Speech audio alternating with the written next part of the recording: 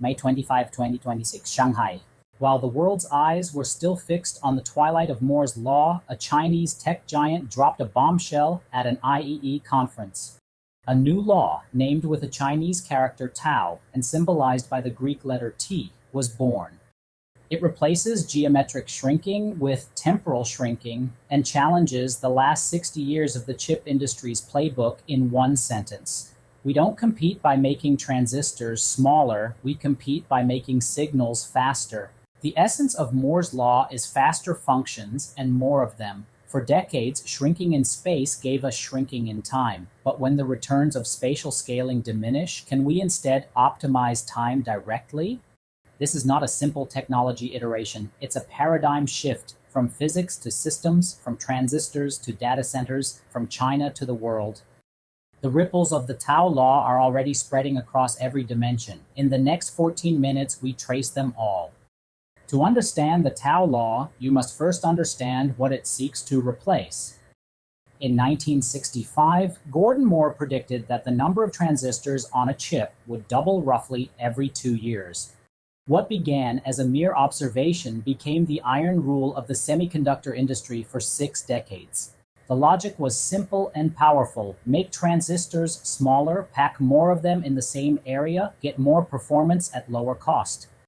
For decades, the entire industry sprinted along that single dimension, geometric scaling, with Intel, TSMC, and Samsung leading the pack. As advanced nodes approach physical limits, a single atom is only 0.5 nanometers, and 1 nanometers is basically the hard wall. The cost, power, and complexity soar. The marginal returns of performance are fading. Moore's law is reaching its ceiling. Tingbo put it bluntly in her paper, Moore's law began to slow as early as 2005 and has perhaps 10 more years before hitting a severe physical wall. That wall has 3 faces. Physics. Below 1 nanometer, quantum tunneling makes it hard to turn transistors on-off.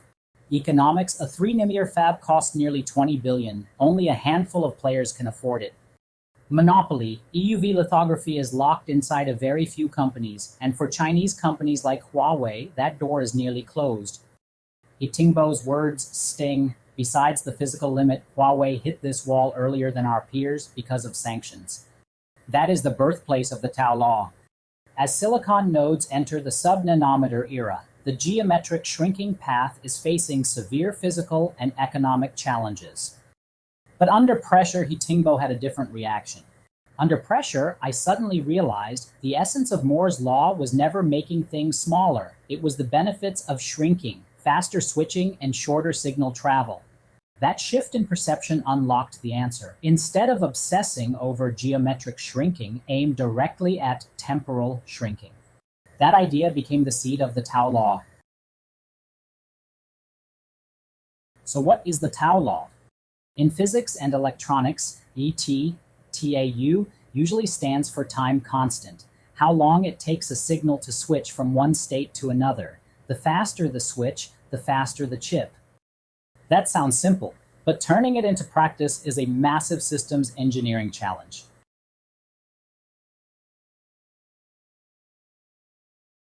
Traditional chips place everything on a 2D plane. Digital, analog, memory, each occupies its own real estate. A signal from module A to B might have to run across the entire chip, like a marathon. The core technology behind the Tau law, logic folding, changes that assumption. Logic folding is not just stacking dies. That would be 1 plus 1, 1, 2. Logic folding redistributes circuitry at the gate and flip-flop level across multiple active layers like a jigsaw puzzle in 3D. As one popular tech post put it, the Tau law can be roughly understood as fewer detours, less waiting, faster computation. But the key is systemization. The Tau law uses temporal shrinking as the new guiding principle. Through logic folding and other innovations, we continuously compress signal propagation delay, increase transistor density, and sustain the evolution of electronic systems. She gave a brilliant analogy. Think of a city that needs more parks, schools, and hospitals, but becomes congested. The commute gets longer. Logic folding is like folding one district on top of another, installing millions of elevators between them so that travel distances are short and time is saved. But logic folding is only the beginning. The Tao law's real power lies in a four-layer collaborative optimization system.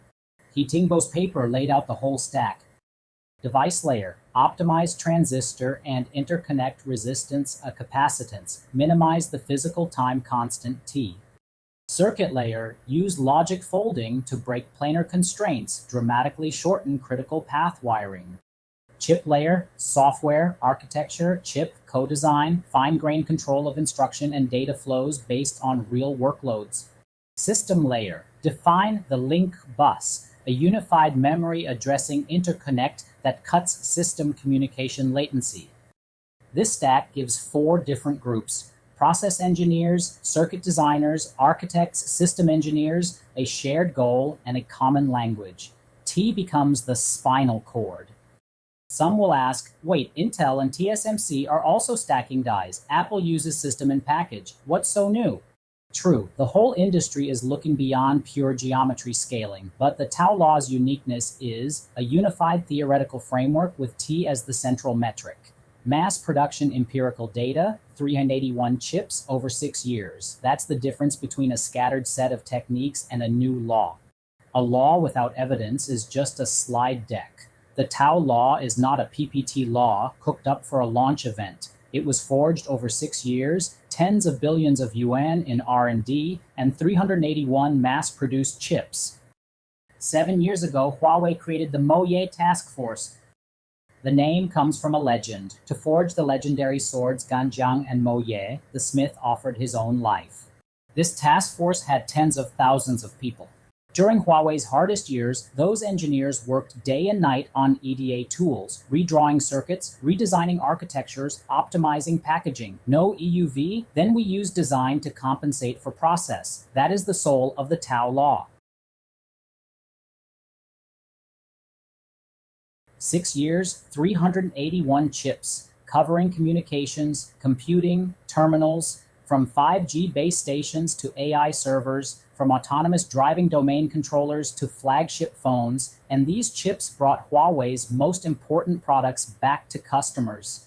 According to the ISCAS 2026 presentation, the Kirin 2026 chip, the first fully designed with logic folding, shows leapfrog improvements. Transistor density 155, 238, MTR, MM2, 63.5%, P-core energy efficiency, plus 141%, peak CPU frequency, 112.7%, 3.1 GHz, SRAM operating frequency, 40% higher.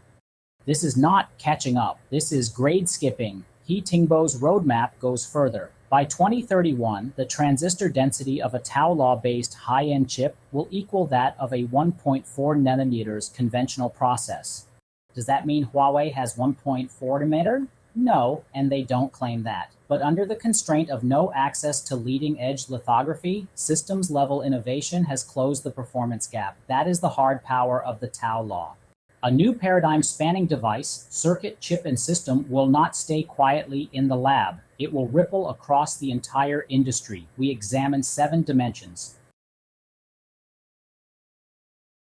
For decades, competition was simple. Whoever has the smaller process node number wins. That single-lane race is now joined by a parallel lane, the T lane.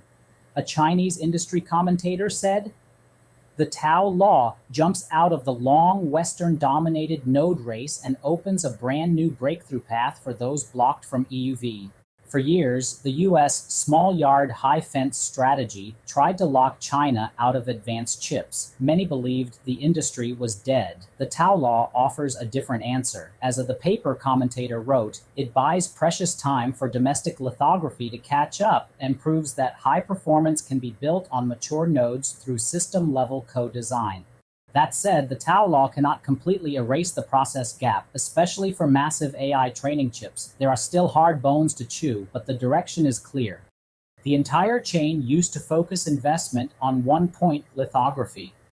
Now, EDA tools, circuit design, advanced packaging, and software-hardware co-design become equally strategic. This could reshape industry ecosystems over the long term, especially for China's packaging houses, which now have a steady high-end demand anchor. If even the most physical industry, semiconductors, sees its 80-year foundation crack, what about software? The paper's numbers: over 80% of energy and 70% of cost go into moving data. The von Neumann architecture was optimized for a time when computation was expensive. Now data movement is the real cost. The Tao law tells software engineers, don't just obsess over clever algorithms, watch how far your data travels, how long it waits. This may be the most profound impact beyond technology. For decades, the global chip industry's narrative, node names, performance metrics, roadmap, was set in the West. The Tao law changes that. This is not just a technical law, it is a declaration of an industrial path, a Chinese solution that enriches global semiconductor development. A French observer put it sharply: Huawei is changing the game, or trying to convince the world that it is. The battle over who defines advanced has begun. On May 25, 2026, the day the Tao law was announced, A-share chip stocks surged. Several companies hit the 20% daily limit, and over a dozen gained more than 10%. The market voted with real money, not for sentiment, but for a new narrative. Even under extreme restrictions, the industry still has room to surprise. What does this mean for the person buying a phone next month? A well-received online article noted, the Tao law can lower long-term manufacturing costs. Next-gen chips using Tao ideas show 50% performance jump and 40% lower power. In plain words, same budget, better device. And when multiple technological paths become viable, the toll gates on the old monopoly road lose their pricing power. That is the real value. You pay less and see fewer faces. Any technological triumph needs a few buckets of cold water. Some cheer China overtakes, others shout Moore's law is dead, still others claim no need for EUV to reach 1.4. But the truly rational voices, often the least sensational, remind us to stay clear-headed. Turning a sober, rational, forward-looking technical path into a revenge fantasy script actually misreads its deep value. The Tao law needs a professional's telescope, not a fanboy's microscope. Equivalent is not actual. System optimization can match performance in some workloads, but it does not equal owning advanced manufacturing. Physical bottlenecks cannot be magically bypassed. 3D folding generates immense heat. Advanced packaging, yield, and cost are huge question marks for consumer electronics. The ecosystem lock-in is the hardest bone. The global industry is built on Moore's law, standards, tools, and expectations. It will take years to convince the whole industry to reorient around a new law. It took 10 years for Moore's law to be fully accepted. We are confident more than ever in the last 6 years, but some may join us in 3 days, others in 3 to 5 years. All are welcome. That humility recognizes the systematic difficulty and then walks forward anyway.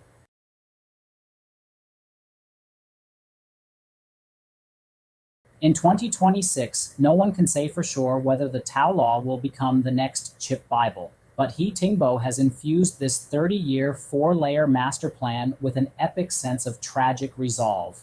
7 years ago, when sanctions locked the door to leading-edge process nodes, Huawei fell into darkness. Tens of thousands of engineers had no retreat, and because they had no retreat, they could focus on forging a new path. They built a vertical metropolis. They rebuilt the foundation of logic and time, and with 381 battle-tested chips, they proved to the world that the path works. The more violent the storm, the more a nation will witness its Neja-like heroes rising. With institutional strength and united innovation, no blockade can stop China's technological self-reliance. The true meaning of the Tao law may not be whether it is more correct than Moore's law. It is this: when the old road ends, it is not the end of everything. It is the beginning of another possibility. When old rules fail and old maps don't lead to new continents, someone must have the courage to draw a new chart. This road is full of thorns, but Huawei has taken the first critical step. No retreat is the path to victory.